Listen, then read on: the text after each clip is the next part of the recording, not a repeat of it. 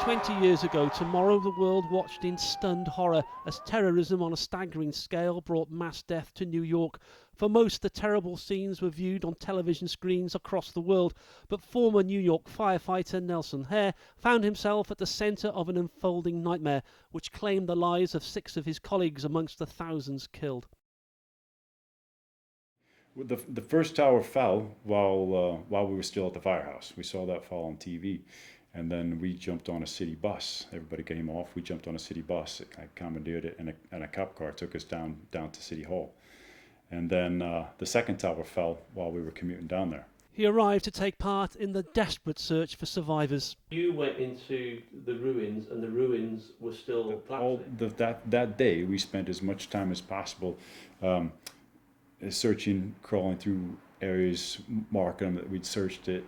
We had carried spray paint and just trying to find our guys, find anybody, because you've got a certain amount of time, kind of a window of opportunity, and so we were really committed. Everybody was committed, and we pushed hard because we knew.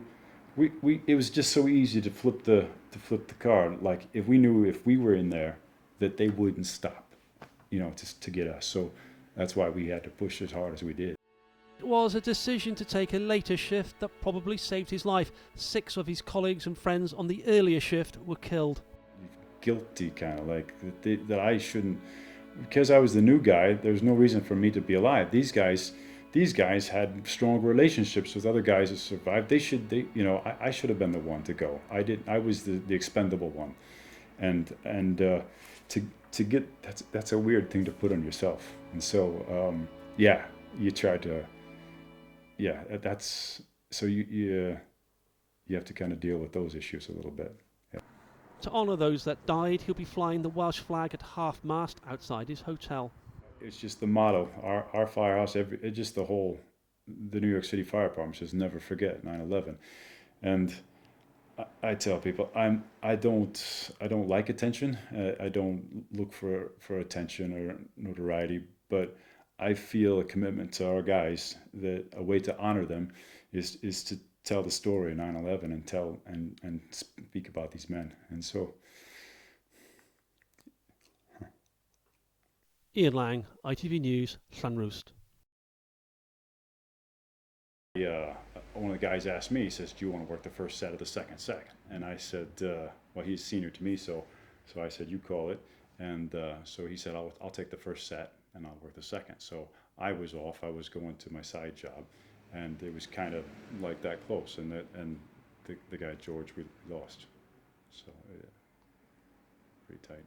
It stood out, I think, it's funny, in many interviews I've seen, it stood out because it was a beautiful day. It was a nice September 11th morning. I remember walking out of my apartment and looking up at the blue sky. It was warm and sunny, kind of like that Indian summer they talk about.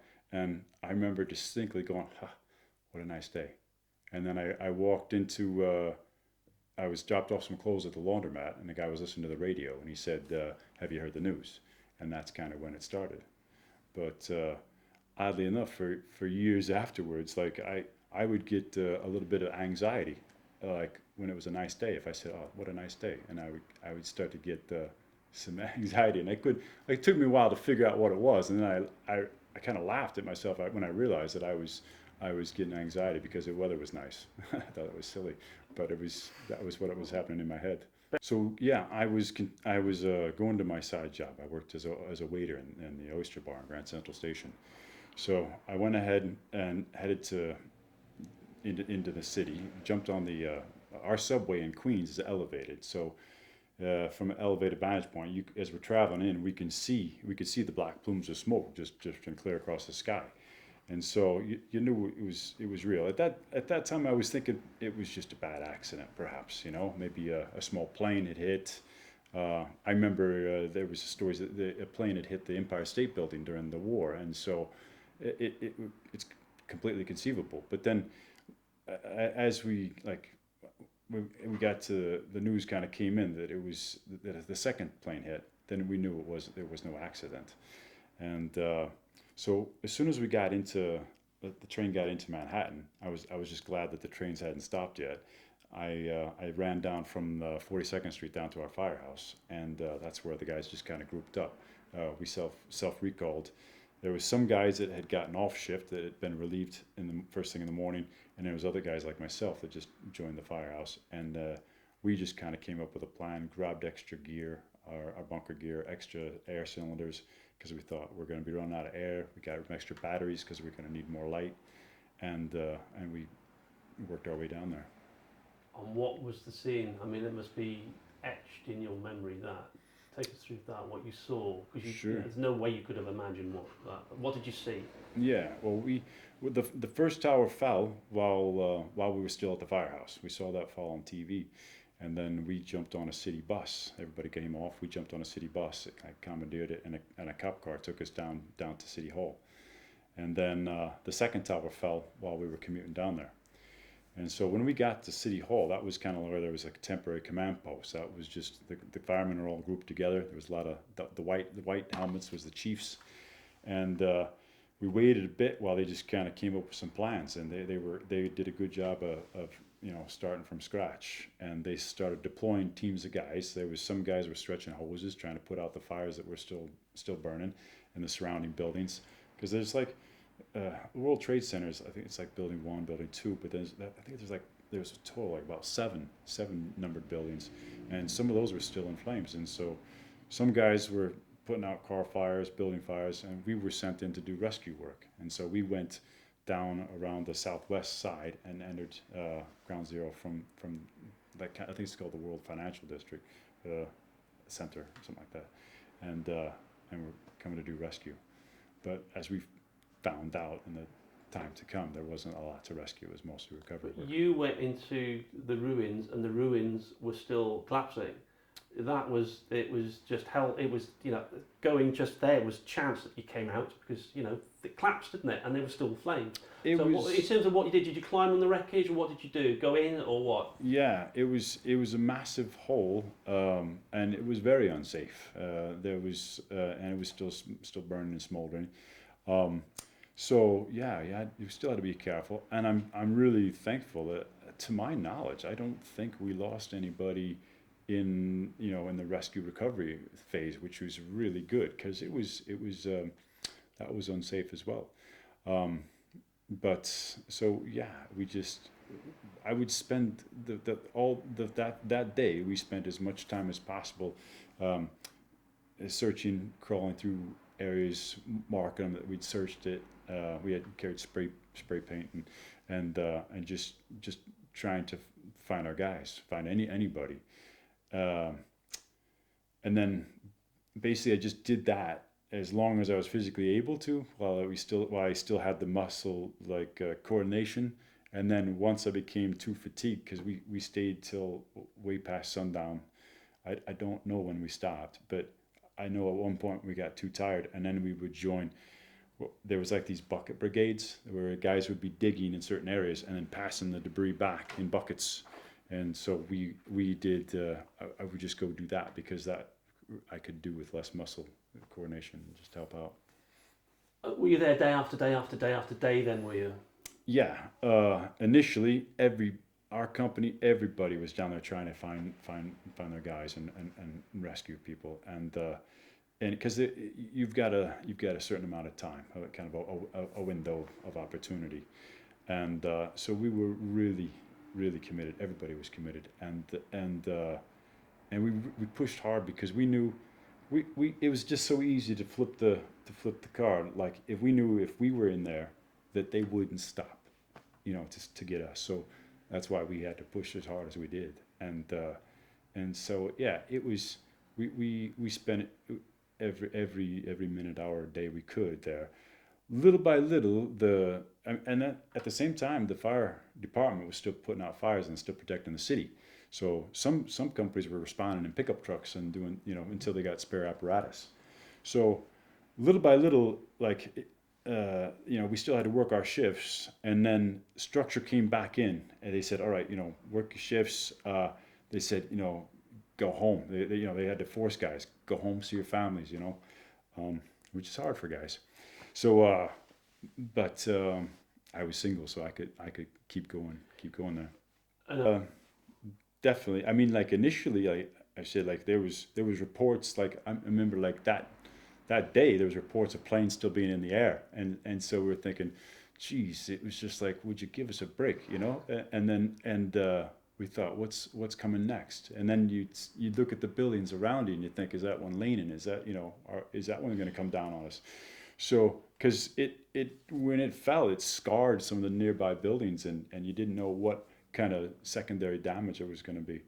So, but yeah, that's we we did it. We did our jobs. But I would say, yeah. Speaking of Game Face, then for a long time afterwards, it was we were always at the firehouse. The community kind of like we were. Every firehouse is like a is part of a neighborhood, and the community came to grieve and to talk and to almost like pay their respects and bring flowers and cookies and it was good.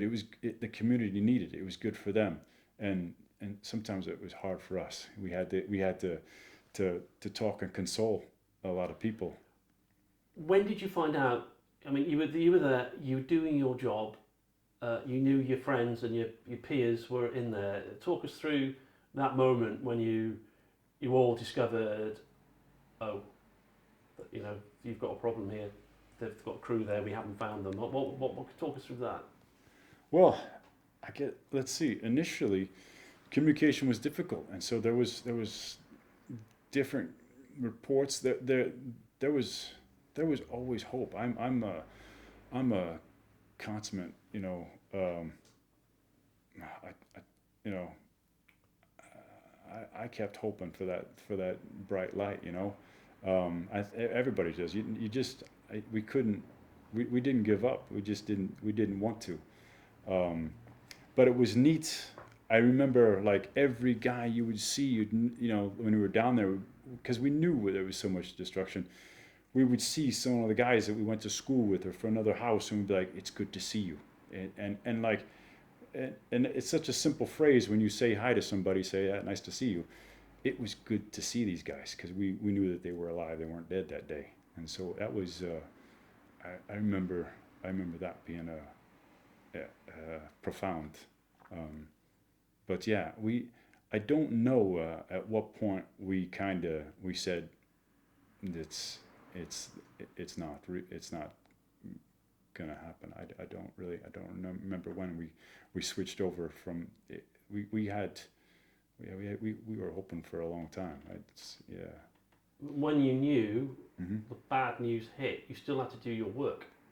Yeah. Then yeah, work as far as recovery work. Yes. Then we did it. We did our best for recovery.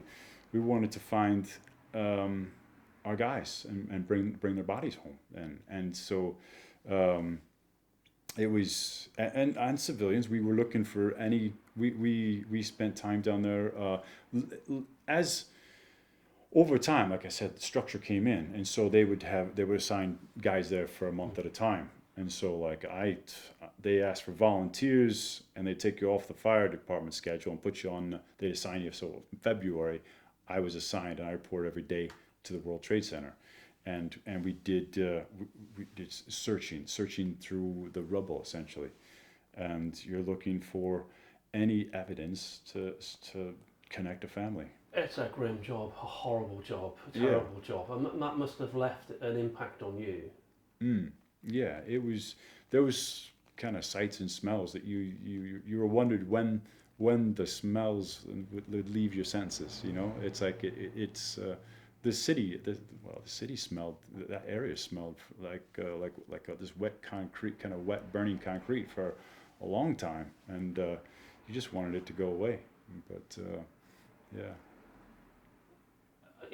Reflecting as what when we started the interview, that it could have been you. I mean, that's the fact, isn't it? If you'd said no, I want to do that shift, it would have been you. It would have been you in that building, wouldn't it? That fact still lives with you to this day. Yeah. Yeah. You have for a long time. Yeah. I felt